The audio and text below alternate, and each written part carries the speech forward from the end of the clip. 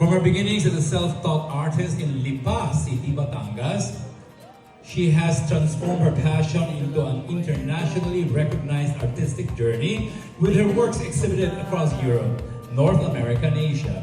Through her art initiatives, mentorship, and advocacy, she continues to inspire and empower artists while showcasing the beauty of Filipino worldwide, the talent, the Filipino talent. Congratulations for the recipient of the La Perla de Pintura Global Filipino Excellence in Visual Arts, Maricel Jelani Mercado Lilibel.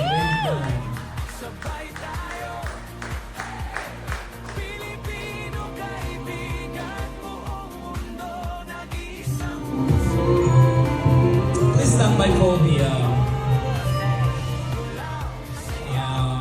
all the winners will have a group photo shoot or photo op, so that this will all be in your memorabilia, isn't it? Alright, so a few words from you. Hola, Barcelona. Kinopia ko yung sa katabi ko.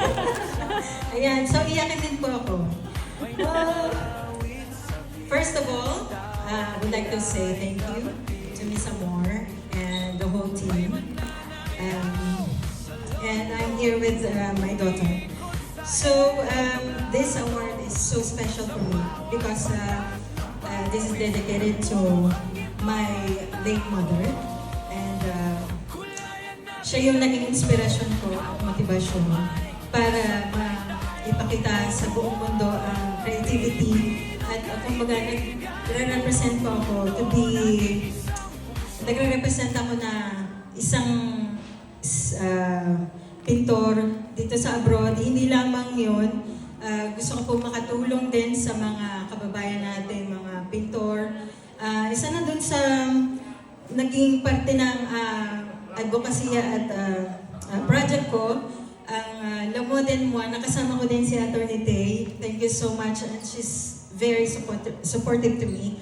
And sa lahat ng mga naging kaibigan ko na tumulong sa akin para marating yung mga, hindi pa man ako nasa tuktok pero kumbaga unti-unti. Ayun. So, dinededicate ko rin to sa aking anak, si Rafi, kasi siya yung sumusunod sa aking yapak and sa aking pamilya, to my husband. And congratulations also to our fellow awardees.